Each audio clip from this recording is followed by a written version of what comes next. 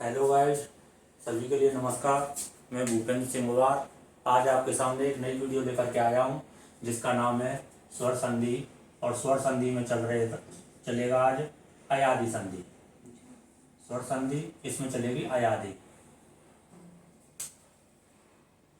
अयादी संधि। अयादी संधि जो होती है, इसका एक सूत्र है जिसका नाम है अयवायावह।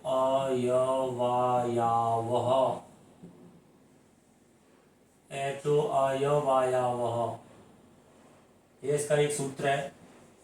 यह सूत्र क्या कहता है? यह सूत्र कहता है कि एच प्रत्यय के बाद यदि कोई स्वर आ जाए, एच प्रत्यय क्या होता है? एच प्रत्यय होता है ए, आई, ओ और औ। ए, आई, ओ और औ, ये चार वर्ण आते हैं एच प्रत्यय में। इन एच प्रत्यय के बाद अगर कोई स्वर वर्ण आ जाए, कोई स्वर वर्ण आ जाए, लेकिन ये नहीं होने चाहिए। जो यहाँ पे एच प्रत्यय में जो लगे हुए हैं ए, आई, ओ और औ, इनके बाद कोई भी स्वर वर्ण आ जाए, लेकिन ये नहीं आने चाहिए। तो ऐसी अगर कंडीशन हो जाए तो क्या होगा? तो ए की जगह पे तो हो जाएगा आया, आया। बड़ी ए की जगह पे हो जाएगा आय, ओ की जगह पे हो जाएगा अव, और बड़ी ओ की जगह पे हो जाएगा आव। इनका उच्चारण होगा। यानी कि अयादी संधि में एचो अयवायाव नामक सूत्र क्या कहता है? यह कह रहा है कि एच प्रत्यय के बाद यदि कोई स्वर वर्ण आए तो एच प्रत्यय के जितने भी वर्ण है ए, आई, ओ और औ, उन ए के स्थान पर आए, बड़ी ए के स्थान पर आए, ओ के स्थान पर आव और बड़ी ओ के स्थान पर आव हो जाता है। देखिए उदाहरण कैसे। जैसे अगर मैंने यहाँ पे यह कह दिया नयनम, नयनम, शयनम, शयनम,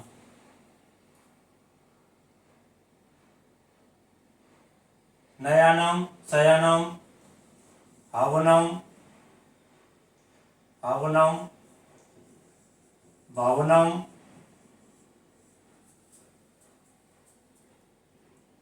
पावक, सावक, पावक, सावक,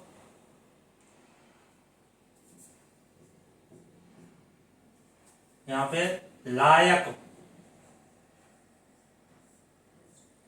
यहाँ पे दायक,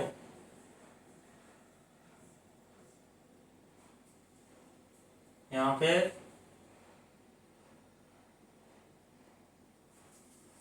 लायक, दायक। देखिए अब इन चारों पे हो गए। यहाँ पे लिख रहा है शयनम, स नयनम, शयनम नयनम, न य अ य, नय में आय का उच्चारण हो रहा है। तो यहाँ पे क्या करेंगे? अब आय किससे मिलकर के बना है? आय किससे बना है? ए से। तो आय के स्थान पे हम क्या लिख देंगे? ए। और ए कहां से कहां जोड़ेंगे? जहां से जिस अक्षर से आय का उच्चारण चालू हो रहा है उस अक्षर पर इस ए को जोड़ देंगे। तो इस आया का उच्चारण इस ना से चालू हो रहा है, नाम, आया का उच्चारण यहां से हो रहा है, ना से चालू हो रहा है। तो इस ना को तो यहाँ पे यूं लिख देंगे, आया के स्थान पे लिख देंगे ए। ये हो गया ने प्लस। अब इस या में क्या जुड़ा हुआ है? या में जुड़ा हुआ है लघु आ जुड़ा हुआ है। तो यहाँ पे आ के बाद जितने भी अक्षर है उन सबको एक शब्द बना दो, रूप बन गया अनम। ऐसे शयनम में इसमें भी स य, यहाँ पे स य, यहाँ पे आया का उच्चारण हो रहा है। तो इस आया के स्थान पर ए लगा देंगे। और ए कहां पे लगाएंगे? इस सा में। तो सा के स्थान पर तो सा हो जाएगा। इस आया का उच्चारण हो रहा है, इस आया के स्थान पर ए लग जाएगा, ये हो जाएगा से प्लस। अब कहां पर आया का उच्चारण कहां तक हो रहा था? इस या तक हो रहा था। या में क्या छुपा हुआ है? छोटा हुआ अ। अब इस आ के बाद जितने भी अक्षर हैं उनको एक शब्द बना दो, रूप बन जाएगा अनम।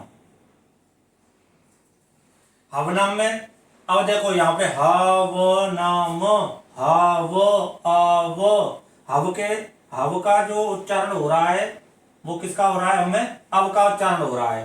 तो इस अव को बनाया किससे है, ओ से।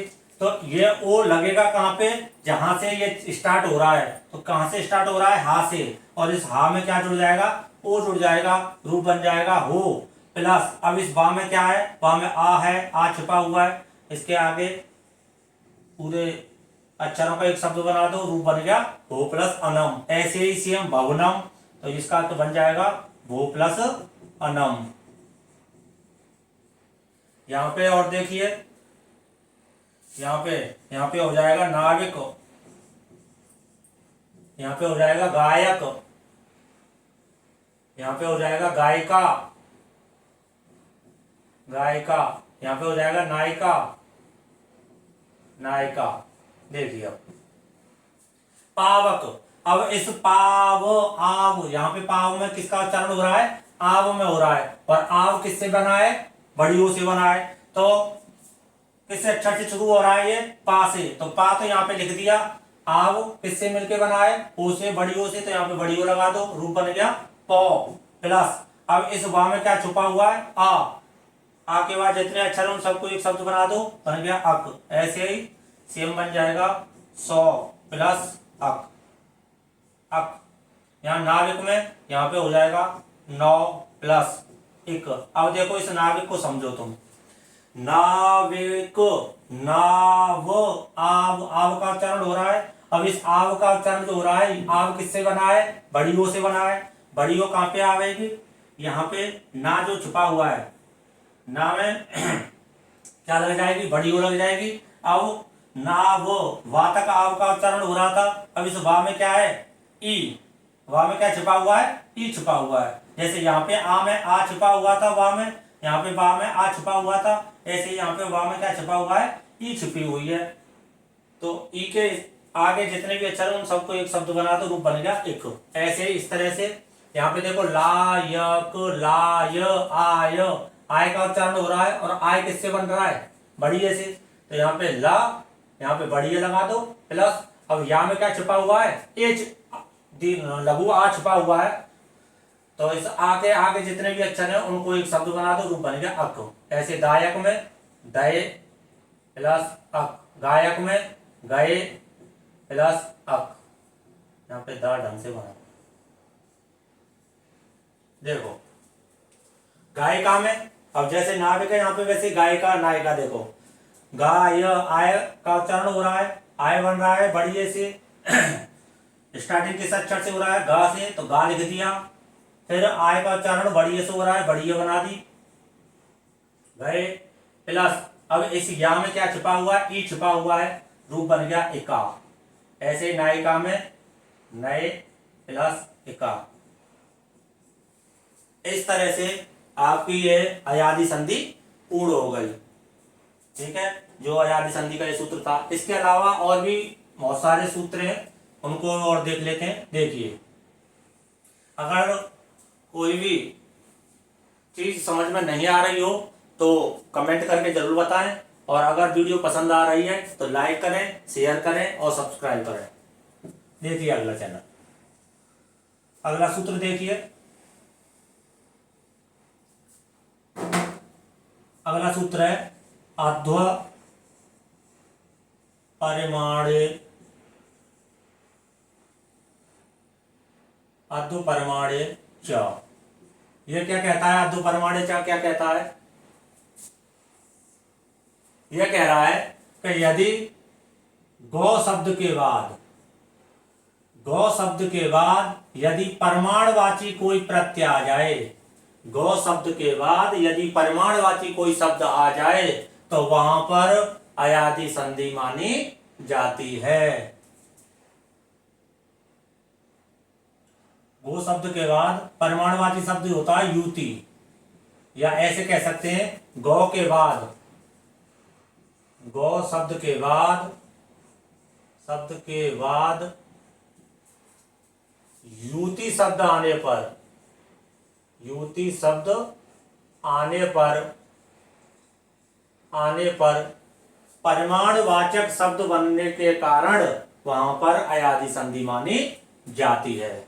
आने पर अयादि संधि होती है, अयादि संधि होती है। देखो किस तरह से यहां पे लिखा हुआ है गौ प्लस युति, रूप बन जाएगा गव्युति, गव्युति। अब इस गव्युति जो शब्द है इसके दो अर्थ निकलते हैं। सबसे पहले तो इस गव्युति का नंबर 1 तो निकलेगा गोचर भूमि, गोचर भूमि गव्युति। और एक गव्युति होता है, ये होता है लौकिक संस्कृत में, लौकिक संस्कृत। लौकिक संस्कृत में गव्युति का अर्थ होता है और एक का अर्थ होता है गोचर भूमि, ये होता है वैदिक संस्कृत में।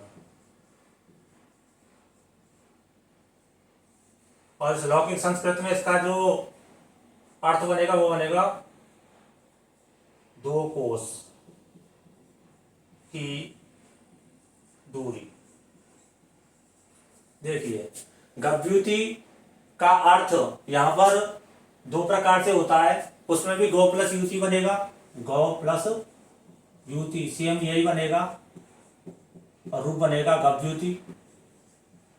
इस गव्युति के 2 अर्थ निकलते हैं, एक तो वैदिक संस्कृत, वैदिक संस्कृत में क्या निकलेगा गोचर भूमि, और दूसरा लौकिक संस्कृत, लौकिक संस्कृत में क्या निकलेगा 2 कोस की दूरी। आगे देखो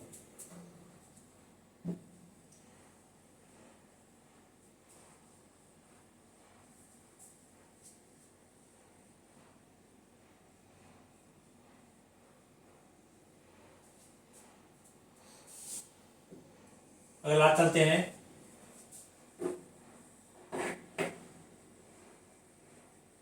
ये आपकी अयादि संधि हो गई।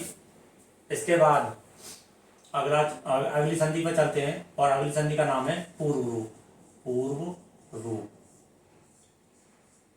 इसका सूत्र है एड़ पदांता दति, एड़ पदांता दति। एड़ पदांतादति सूत्र, एड़ पदांतादति नामक सूत्र से पूर्व रूप संधि को जाना जाता है। अब पूर्व रूप संधि की पहचान कैसे होगी, तो प्रथम पद के अंतिम वर्ण में ए और ओ, इनके बाद आए स्वर, इनके बाद आए अ। एड़, यहां पर जो एड़ लिखा हुआ है एड़ प्रत्यय है, इस एड़ प्रत्यय में क्या आता है, एक ए आती है लघु ए और एक ओ आता है। देखो छोटी और छोटी ओ, ए और ओ के बाद यदि आ आए, ए और ओ के बाद क्या आ जाए, आ जाए, तो क्या होगा, आ का अवग्रह हो जाएगा। इस आ का क्या हो जाएगा, अवग्रह। और अवग्रह जहां पर होता है वहीं पर पूर्व रूप संधि होगी। सबसे सिंपल तरीका इस संधि को याद करने का, कोई भी सूत्र याद मत करो, कोई भी उदाहरण याद मत करो, सिर्फ और सिर्फ इस आ को याद रखना है। इस आ का क्या बनेगा, अवग्रह। और अवग्रह किस तरह से बनता है, इस तरह से बनता है। जैसे अगर मैं यूं कह दूं ग्रामे, ग्रामे प्लस अत्र, लोके प्लस अस्मिन्, लोके प्लस अस्मिन्, तो ग्राम्य का क्या बन जाएगा, ग्राम्य। अब यहां पे तो ग्राम्य की जगह ग्राम्य ही आएगा। अब इस आ का क्या बन जाएगा, अवग्रह बन जाएगा और यह सूदा का सूदा लिख जाएगा ग्राम्य अत्र। इन दोनों को जोड़ना नहीं है। पहली चीज, जब हम इसका एक शब्द बनाएंगे तो यहां पर इस आ के आगे, आ और आ से आगे जितने भी अक्षर होंगे उन दोनों को जोड़ना नहीं है, उन दोनों को अलग अलग रखना है। लोके अस्मिन्, यहां पे हो जाएगा लोके असेमेनो, इस तरह से लोके अस्मिन। ऐसे ही ग्राम्यत्र लोके अस्मिन,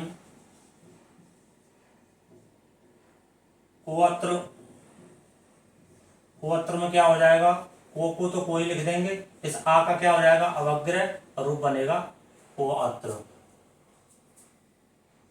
कोअपि, कोअपि रूप बन जाएगा कोअपि। ऐसे ही रामे अस्मिन रूप बन जाएगा रामे अस्मिन। सिर्फ और सिर्फ आपको याद क्या रखना है, याद ये रखना है कि पूर्व रूप संधि में ए और ओ के बाद यदि आ रहा हो तो उस आ का क्या हो जाएगा, अवग्रह हो जाएगा, यानी पूर्व रूप हो जाएगा। क्या हो जाएगा, पूर्व रूप संधि हो जाएगी। तो यहाँ पे जैसे ए और ओ के उदाहरण है, ग्राम्य प्लस अत्र, तो इस आ का अवग्रह बना दो और अवग्रह का निशान है ये। अवग्रह कौन सा है, यह अवग्रह है, यह अवग्रह, इस तरह से अवग्रह बनता है। इस आ की जगह पे इस अवग्रह को लिख दो और जहां जहां यह अवग्रह दिखे वहां पर बिना सोचे समझे कौन सी संधि कर दो, पूर्व रूप संधि कर दो। तो इस तरह से आपकी आज 2 संधि कंप्लीट हो चुकी हैं।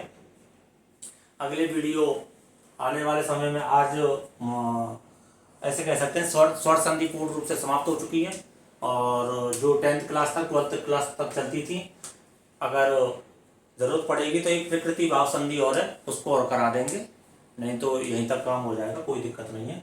और आने वाले समय में एक नई वीडियो के साथ मैं फिर आपके सामने उपस्थित होऊंगा। तब तक के लिए नमस्कार, जय हिंद, जय भारत।